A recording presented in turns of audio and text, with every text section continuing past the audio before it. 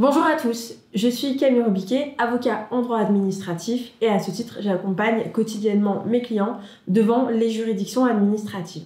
Aujourd'hui, ensemble, nous allons voir comment, en pratique, déposer un recours devant une juridiction administrative, en l'occurrence plus particulièrement devant le tribunal administratif. En effet, dans les précédentes vidéos, nous avons déjà vu quel type de recours pouvait être déposé, mais la question peut se poser de savoir en pratique comment on effectue ce dépôt.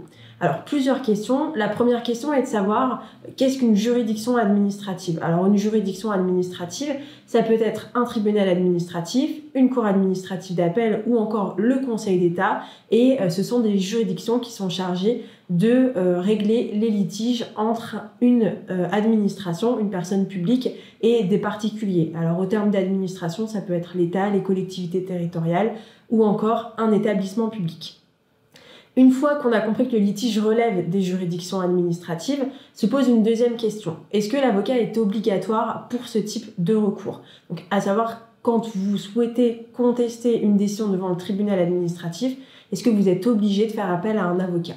Alors non, l'avocat n'est pas obligatoire, sauf si vous sollicitez des dommages et intérêts, c'est-à-dire que vous sollicitez la condamnation de la personne publique. Dans ce cas-là, on sera sur une requête indemnitaire, et c'est ce qu'on a pu voir dans la vidéo qui concerne l'engagement de la responsabilité de l'administration. Dans ce cas-là, l'avocat est obligatoire. Alors, quand on souhaite simplement avoir l'annulation d'une décision, l'avocat n'est pas obligatoire. Malgré tout, on est sur une procédure qui est complexe. Donc, moi, je vous conseille de faire appel à un avocat pour vous représenter.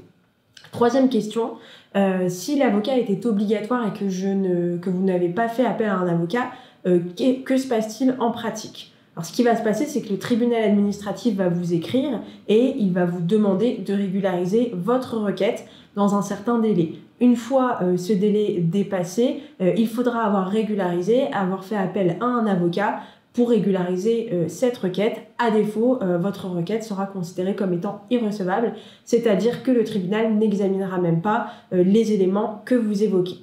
Quatrième question, se pose la question de savoir dans quel délai doit être déposée la requête devant le tribunal administratif. Alors, comme tout recours contre une décision administrative, le délai classique est de 2 mois à compter de la notification ou de la réception de la décision que vous entendez contester. Donc, un délai de 2 mois pour déposer cette requête devant le tribunal administratif. Cinquième question, en pratique, comment on dépose la requête devant ce tribunal administratif? Alors, c'est très simple.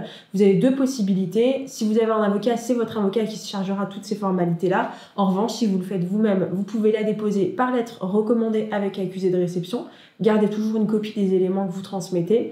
Ou alors, vous pouvez la déposer directement via l'application Télérecours. Alors, Télérecours, c'est une application dématérialisée qui est accessible directement via France Connect qui vous permet de déposer votre requête à n'importe quel jour, n'importe quelle heure et n'importe quel moment de la journée. Alors, quels éléments doivent figurer dans la requête? Donc ça, c'est une question aussi qui est importante. Alors, dans votre requête, il faudra qu'il y ait un certain nombre d'arguments, un certain nombre de moyens juridiques.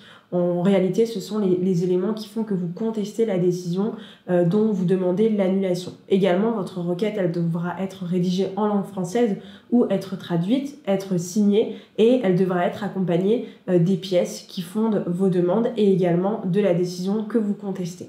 Sixième question, quel tribunal saisir? Effectivement, il y a un certain nombre de tribunaux administratifs sur tout le territoire français et on peut se poser la question de savoir quel sera le tribunal compétent. Alors, en matière de compétence, généralement, le tribunal territorialement compétent sera celui du lieu où réside l'administration qui a pris la décision. Maintenant, on a certaines exceptions. En matière immobilière, ça va être le lieu où se situe l'immeuble en question. En matière d'activité professionnelle, ça va être le lieu où est exécutée l'activité professionnelle. Ou encore pour un fonctionnaire, ça va être le lieu d'affectation du fonctionnaire. Donc le tribunal territorialement compétent sera généralement celui qui dépend de l'administration dont vous entendez contester la décision. Maintenant, il faut faire attention à ces différentes subtilités. Une autre question importante est celle de savoir combien coûte une procédure devant le tribunal administratif. En effet, vous pouvez vous poser la question de savoir s'il va y avoir des frais. Alors, au-delà des honoraires que vous pouvez avoir pour votre avocat, qui peuvent être pris en charge soit par votre protection juridique ou encore en cas de remboursement par la partie adverse, il n'y a pas de frais particuliers pour une procédure devant le tribunal administratif et vous n'aurez pas de frais à payer pour déposer votre requête.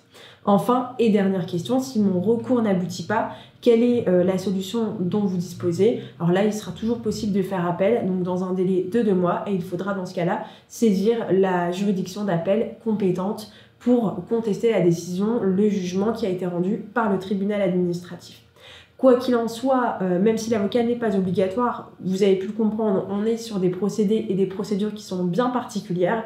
Donc moi, je vous invite, si vous souhaitez contester une décision et que vous rencontrez un certain nombre de problématiques, à faire appel au cabinet et je pourrai vous aiguiller sur les choses à mettre en place pour aboutir à une solution favorable à vos intérêts.